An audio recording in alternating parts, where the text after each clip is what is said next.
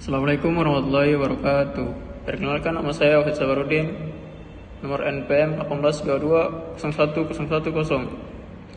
Baiklah, di sini saya akan menjelaskan tentang sejarah Indonesia. Sejarah Indonesia dimulai dari Kongres 2 Bahasa Indonesia pada tahun 1954. Mengakui bahwa bahasa Indonesia berasal dari bahasa Melayu. Mungkin ada pertanyaan dari yang menonton video ini, mengapa bangsa kita tidak menggunakan bahasa yang ada di Nusantara, yang dimana pada saat itu bahasa di Nusantara terdapat banyak sekali macamnya. Karena bahasa Melayu pada saat itu digunakan oleh kerajaan terbesar di Nusantara, yaitu Kerajaan Sriwijaya, sehingga masyarakat yang berada di bawah kekuasaan Kerajaan Sriwijaya harus mengikuti bahasa yang digunakan oleh kerajaan tersebut. Baiklah, saya akan menjelaskan tentang apa yang mendorong tersebarnya bahasa di negeri kita. Faktor pertama, bahasa Melayu adalah bahasa yang digunakan oleh Kerajaan Sriwijaya sebagai salah satu kerajaan di Nusantara ini yang berpusat di Sumatera bagian selatan dan Riau. Faktor kedua, pusat Kerajaan Sriwijaya merupakan wilayah pusat perdagangan internasional. Faktor ketiga, pusat Kerajaan Sriwijaya menjadi pusat pendidikan, kebudayaan, dan keagamaan, dan lain-lain. Faktor keempat, letak geografis Kerajaan Sriwijaya ini berada di Selat Malaka yang menjadi pintu masuk para pedagang dari dan ke Nusantara, sehingga frekuensi dari intensitas pertemuan dan komunikasi sangat tinggi di jalur ini. Faktor kelima adalah bahasa dan sastra Melayu memiliki sistem bahasa yang sangat mudah. Dari kelima faktor di atas yang membuat bahasa Melayu tersebar dan digunakan di Nusantara ini di dalam komunikasi antar suku dan antar bangsa, bagi Undang-Undang 1945 bab pasal 36 ditetapkan bahwa bahasa Indonesia sebagai bahasa negara.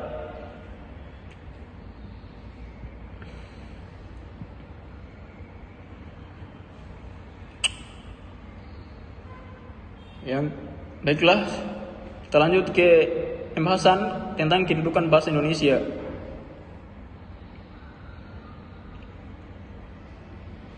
Kedudukan bahasa Indonesia pada dasarnya dibedakan atas dua, yaitu satu, kedudukan bahasa Indonesia sebagai bahasa nasional tersebut tersurat pada Ikrar Sumpah Pemuda tanggal 28 Oktober 1928 yang berbunyi, menjunjung tinggi bahasa persatuan bahasa Indonesia. Setelah Sumpah Pemuda dalam sebuah ikrar.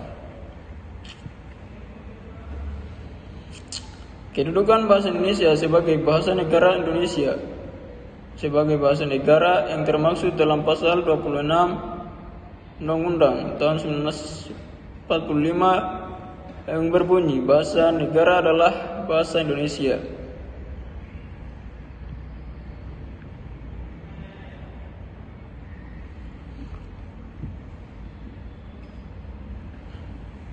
Yang ketiga, fungsi bahasa Indonesia.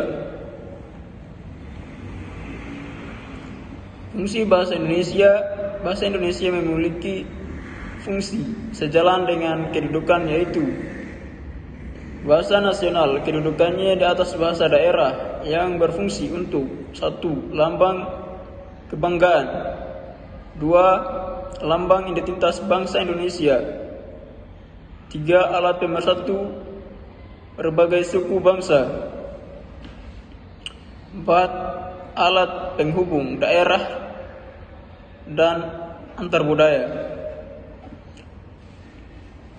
Bahasa negara. Bahasa resmi Kesatuan Republik Indonesia memiliki 4 fungsi sebagai berikut. Bahasa resmi kenegaraan. 2. Bahasa pengantar di dunia pendidikan. 3. Alat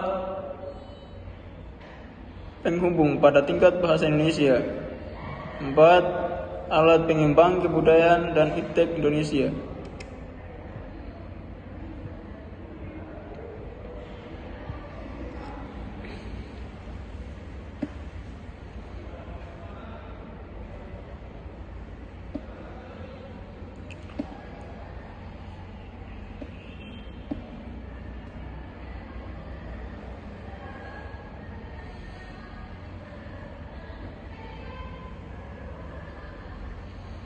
Adapun fungsi dari bahasa Indonesia berdasarkan kedudukannya dan fungsi lainnya adalah 1. Lambang kebanggaan. 2. Lambang identitas antar bangsa. 3. Alat pemersatu suku bangsa. 4. Alat penghubung antar daerah dan antar budaya. 5. Antar pengantar pendidikan. 6. Alat pengembang budaya dan iptek.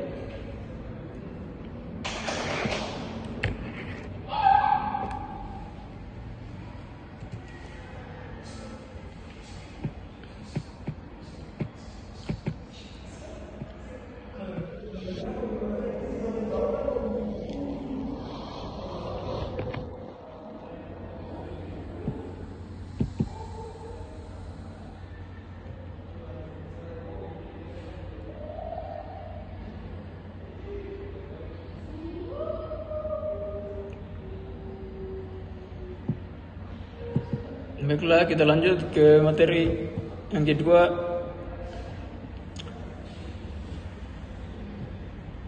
Yang akan saya jelaskan yaitu macam-macam dan perusahaan kalimat. Menurut struktur gramatikalnya, kalimat dapat dibedakan menjadi kalimat tunggal dan kalimat majemuk. Kalimat tunggal merupakan kalimat yang terdiri dari satu klausa. Kalimat ini merupakan kalimat yang paling sederhana. Kalimat tunggal setidaknya memiliki satu subjek dan satu predikat.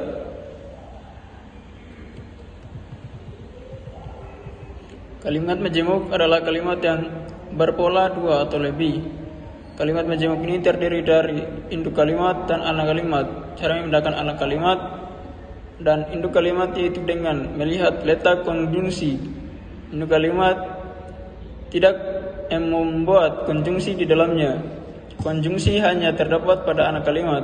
Kalimat ini juga telah mengalami perluasan karena telah memiliki 2 kalimat atau lebih. Setiap kalimat majemuk mempunyai kata penghubung yang berbeda, sehingga jenis kalimat tersebut dapat diketahui dengan cara melihat kata penghubung yang digunakannya. Ada beberapa jenis kalimat majemuk. 1. Kalimat majemuk setara.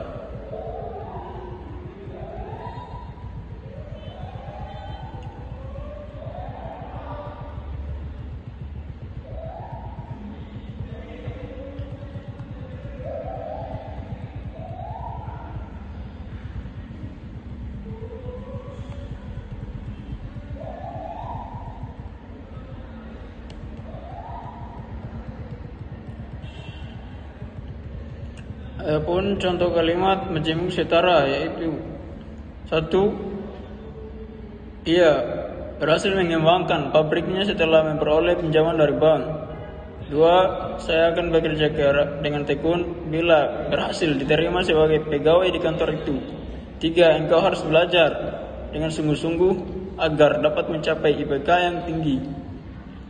4. Meskipun hari ini hujan, anak itu tetap berangkat ke sekolah. Yang terakhir kalimat majemuk campuran.